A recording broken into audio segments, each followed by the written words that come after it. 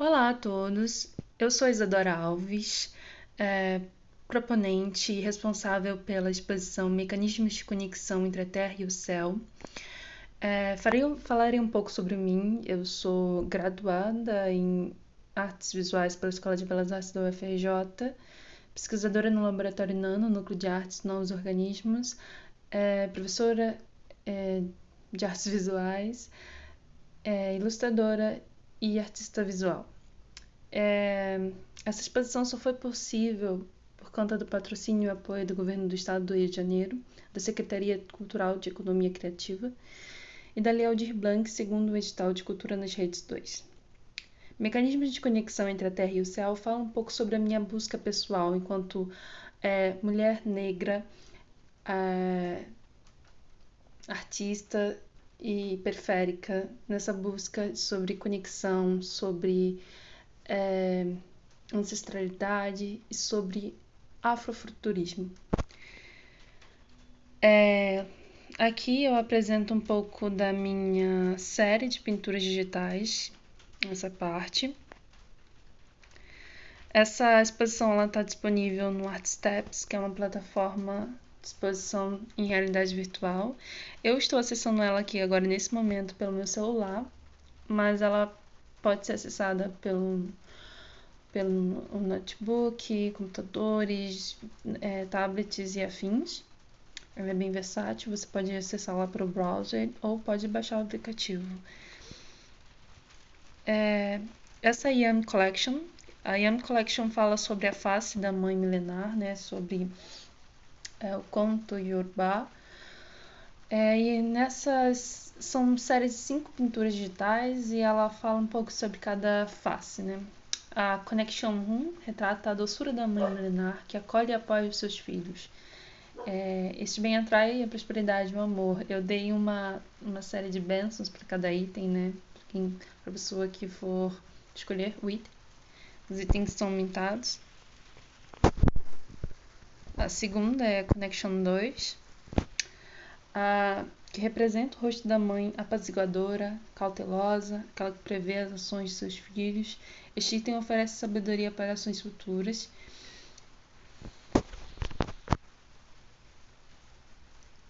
Esse é o Connection 3, ou Ligação 3 em português, e o rosto é o rosto da mãe sábia, que aconselha os seus filhos sobre bons e mais caminhos, mas dá-lhes livre-arbítrio para escolherem.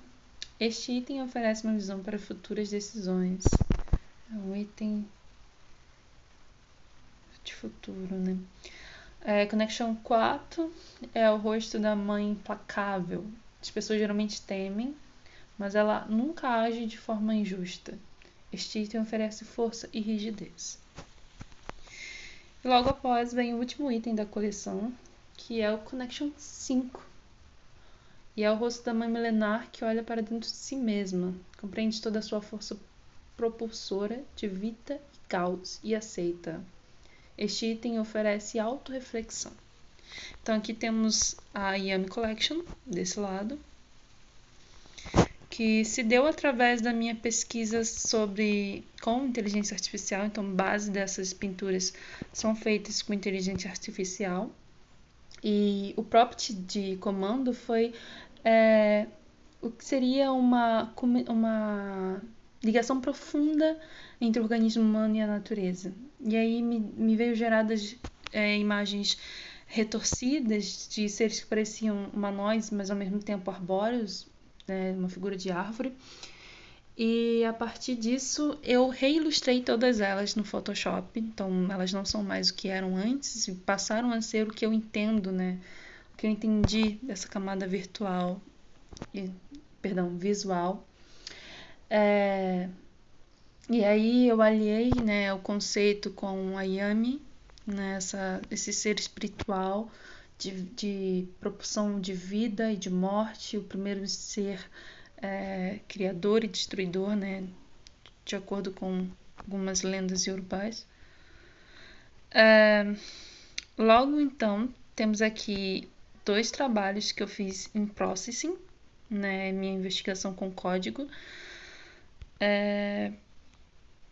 que falam um pouco sobre essa propulsão de vida, né, sobre os os padrões de ramificação que são encontrados na natureza. Então, esse, por exemplo, ramificação 3, ele fala um pouco sobre o brotar da semente, né? Essa forma orgânica que sai de um ponto central da tela, que seria essa semente, e ele brota de forma randômica, totalmente aleatória, porque é esse caos que é encontrado na natureza, né? Aqui é só uma representação, então ele está em looping, mas aqui nesse código que eu coloquei, ele pode ser visto e pode ser alterado.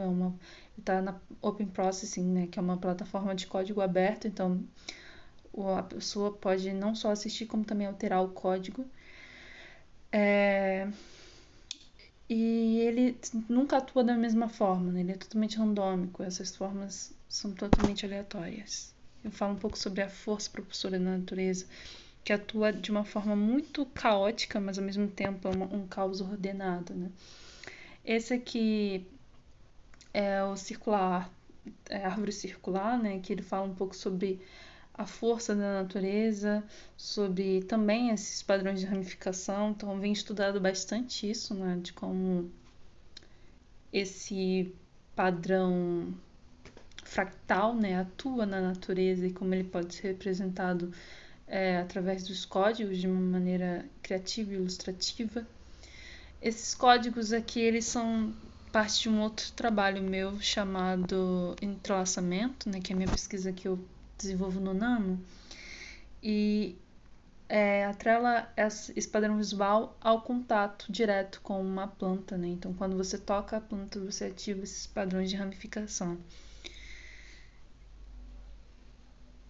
Eu vou aqui para essa parte que fala, eu acho que são as obras que talvez destoam um pouco do resto, né, da exposição, mas elas entram também junto com a narrativa de acesso à conexão, porque elas falam de uma conexão que às vezes passa despercebida, mas é a conexão com o sagrado e com a ancestralidade, que está muito presente nas obras que eu trago da Yami, das obras que eu trago com essa questão da ramificação, de outras formas de acesso e de comunicação, porque elas falam também, né, dessa comunicação e dessa conexão com quem já passou, com quem veio antes.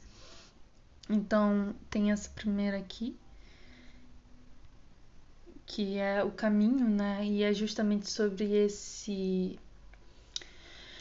essa tradição milenar de trançar os cabelos e de traçar caminhos a partir dele, né? A partir disso, é um caminho que fala um pouco sobre o futuro, mas que também está ligado ao passado. E aqui tem um autocuidado, que é uma obra que eu fiz com duas versões minhas, né? Uma versão mais nova e uma versão atual. E é sobre isso, eu acho que olhar para a ancestralidade é sobretudo se autocuidar. Porque não tem um presente um futuro se não há uma construção do passado. E essas obras aqui acho que remetem e costuram muito bem, apesar de não ter uma ligação estética com as outras, mas elas estão muito conectadas com essa procura, com essa busca que eu tenho feito da conexão, né?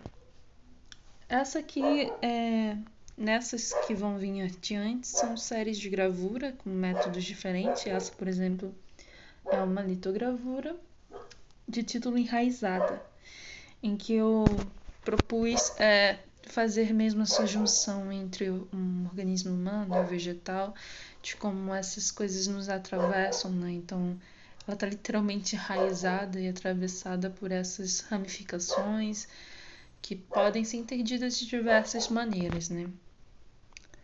Na próxima é uma litogravura também, Natureza Viva. Eu dei esse título justamente por essa questão da história da arte, né? Das pinturas feitas com natureza, de natureza morta. E aí eu trago natureza viva, né? Que é essa árvore que pode ser também entendida de diversas formas. Algumas pessoas dizem que parece que ela está chorando, se derretendo. Falo muito, muito sobre a atual situação global, né? de ecologias e tudo mais, de como a gente trata a natureza, né? E ela tem esse olho no centro, né? Para dizer que ela está desperta, a natureza está viva e ela está atenta a tudo que circunda, né? Na verdade, a natureza é o meio e ela construiu o meio. Então, é também entender que nós também somos observados por ela. A gente não só observa, né? A gente tem muito humanos, né? Tem muito esse ego centrado. Então, com as minhas obras eu tento tirar o ser humano desse lugar que ele mesmo construiu e se iludiu com ele, sabe? Esse pedestal falso. E aí eu tento colocar outros seres né, como protagonismo, por exemplo, a natureza. Essa aqui são séries de monotipias, que também é uma forma de impressão, mas uma impressão em acetato. E chamam-se códigos orgânicos. E eu fiz uma espécie de códigos de barra, mas que não podem ser lidos, né, que não levam a link nenhum, mas que são feitos à mão, então talvez tenha esse estranhamento, né, de que será que isso foi feito por uma máquina, foi feito por um humano, e no caso foi feito por um humano, que sou eu. Isso também é parte da série do código orgânico. Então, é um pouco disso a exposição. Ela vai estar aberta a infinito, né, até que Artstep exista e que permita, né. A ideia é que ela seja mutável, então talvez haja mais coisas e talvez mude, não sei ainda. Eu gosto dessa questão de poder ser alterável. Quero criar uma sessão de sonora também para a ambientação desse espaço virtual e criar um lugar para que as pessoas possam deixar seus feedbacks e, enfim, coisas mais interativas também. Aqui, por exemplo, o clique só gera a informação da obra. Eu queria poder disponibilizar ações, por exemplo, esses códigos aqui.